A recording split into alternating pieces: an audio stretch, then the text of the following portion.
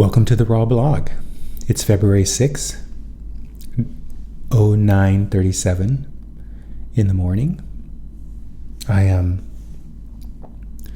pleased to be here with you today. I trust that your life is going perfectly. If you know about the spiritual principles underlying how physical reality works, actually how the entire universe works, then you know that your life is going as well as mine is, no matter what the conditions of your life are. Speaking of conditions, if you've been regularly visiting this YouTube channel, you know that someone stole my bike about 2.5 weeks ago, maybe 3 weeks ago. And you also know that through my practice of allowing, I rendezvoused with an apartment management company that was willing to take responsibility for that happening and reimburse me for the full cost of my bike. And as a result of that, I talked about this in a previous episode. As a result of that, I was able to completely replace my bike with a brand new bike. Same make and model, but an upgraded version. It's so interesting because, don't worry, I'm going to get to the instruction in a little bit. It's so interesting because when I went to the bike shop yesterday to get an additional accessory to round out the equipment that guy had stolen, the manufacturer representative of my particular bike, Surly, was there, and he gushed over the accessories and construction of my bike. And I'm going to overlay a quick video of a recording I made of my bike to show you how beautiful this bike actually is. It is so beautiful, just a piece of art. And everything that I got to replace what I had before represents a significant upgrade. And so I'm completely pleased with that manifestation. Something that happened during this, though, is instructional, and that is, so we know in this practice that when you realize a manifestation, the manifestation feels like an of course. It's something that just happens and you know it's going to happen, so it's not surprising and delightful. That's what happened with this bike.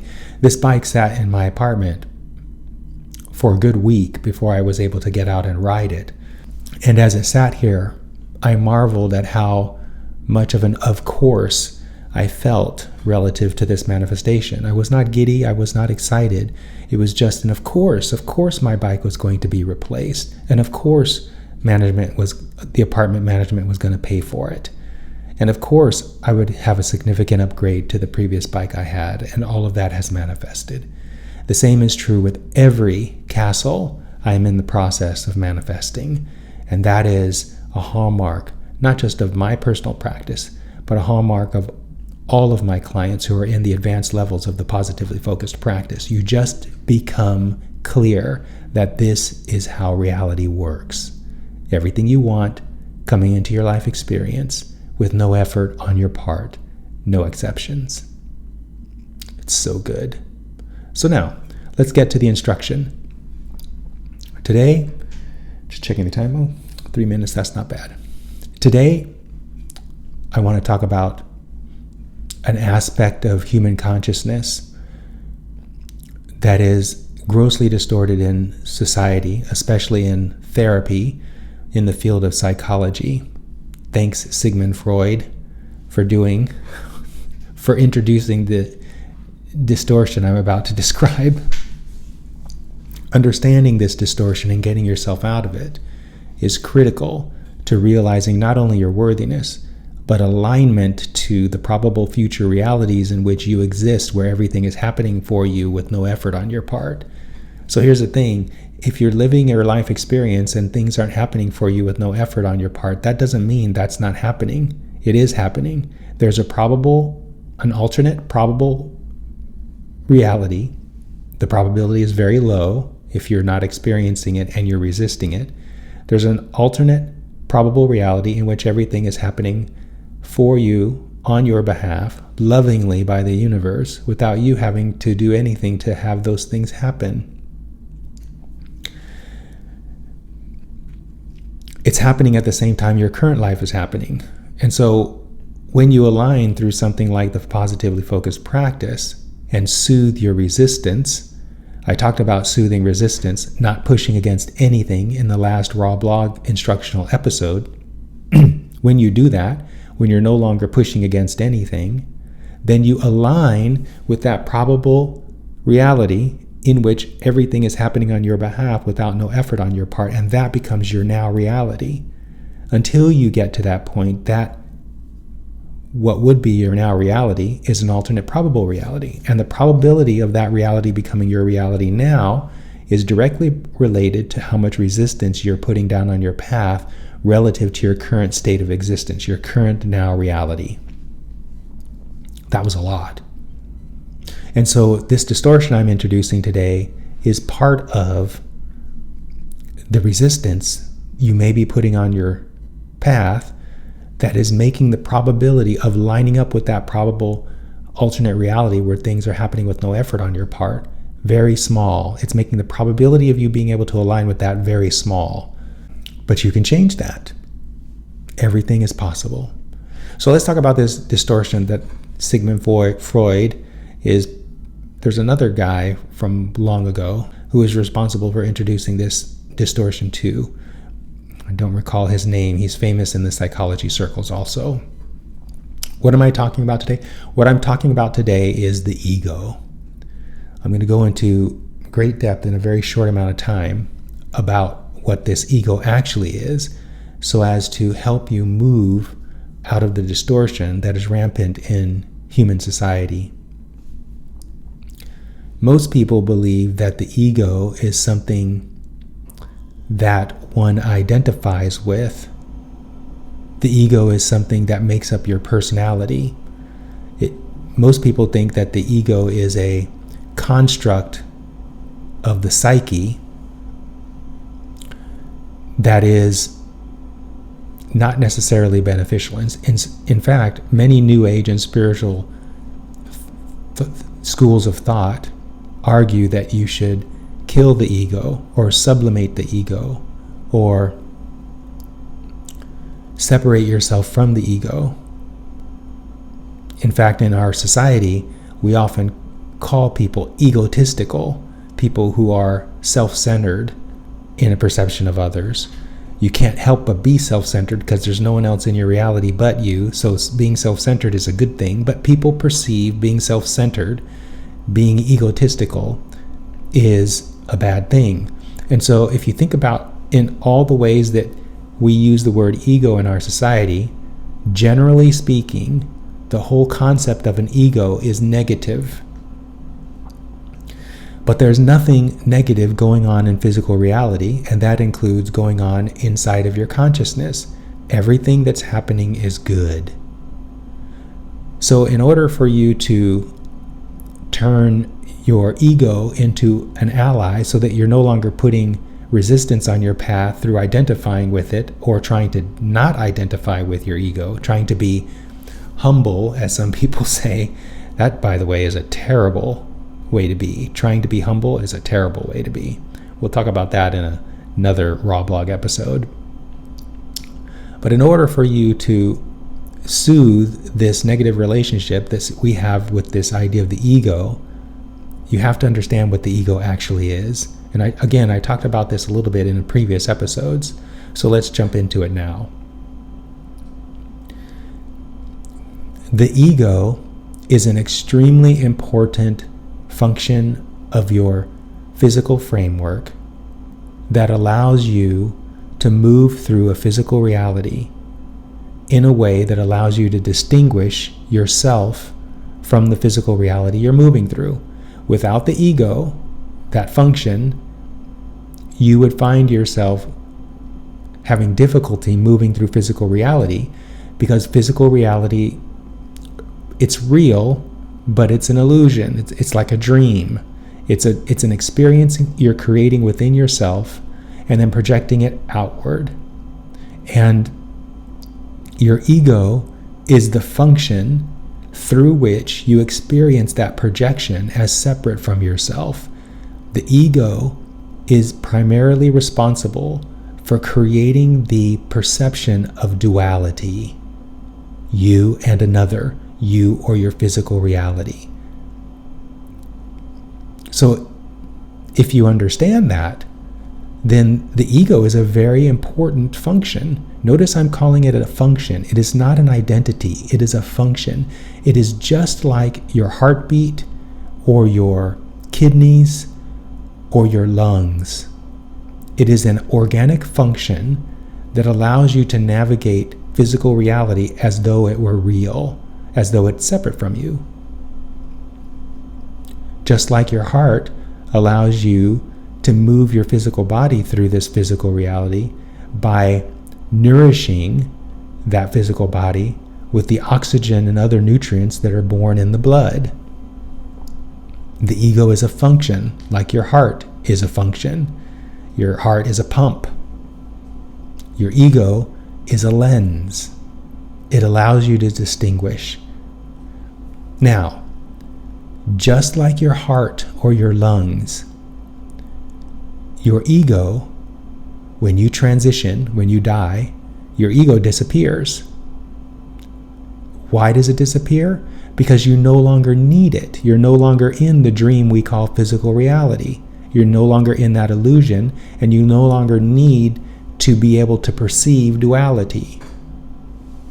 This is important, the fact that the ego disappears when you die. The reason why it's important is because it is a shaky foundation upon which to rest your identity. And this is where the distortion and the trouble begins.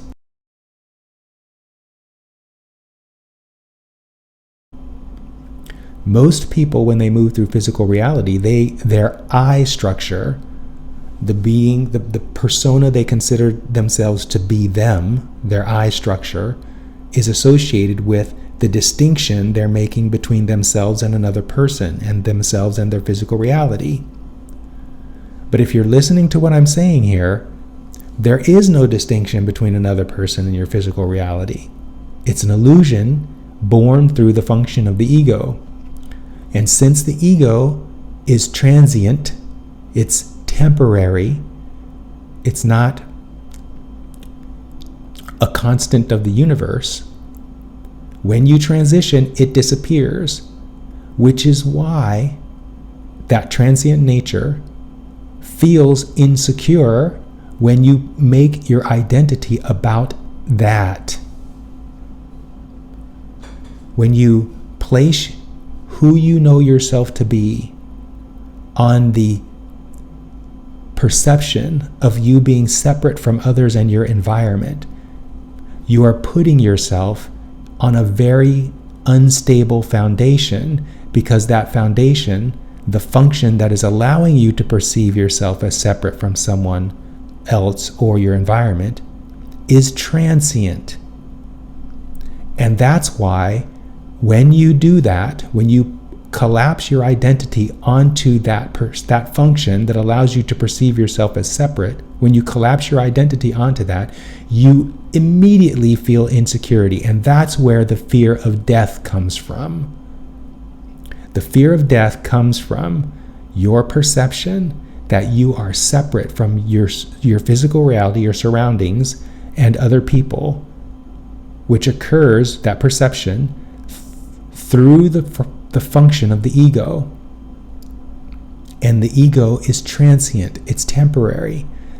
And so when you collapse your identity onto that temporary function, you immediately experience insecurity. Why? Because your broader perspective, that part of you that knows that you're more than that function, doesn't see you as that function, as your ego. And that disparity between what your broader perspective knows about you and what you think you know when you think you're your ego, separate from others, that disparity is what gives you the feeling of insecurity.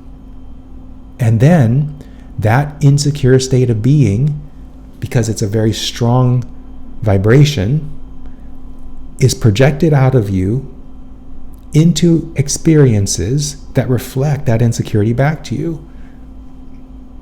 And that's where things like negative experiences happen.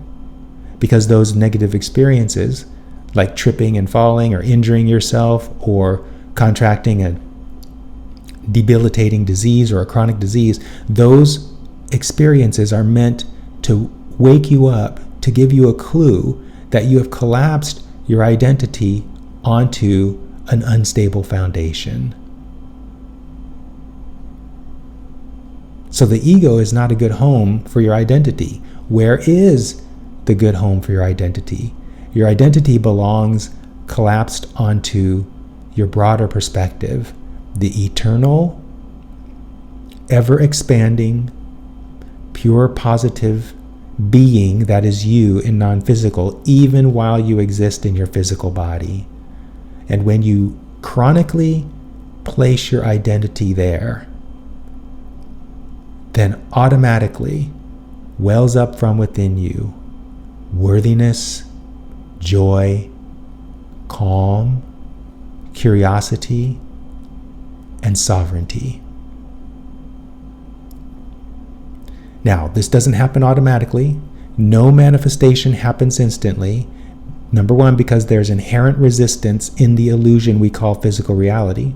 And then there is also momentum of resistance that you have within yourself as a result of living as a human being for however many years that you've lived.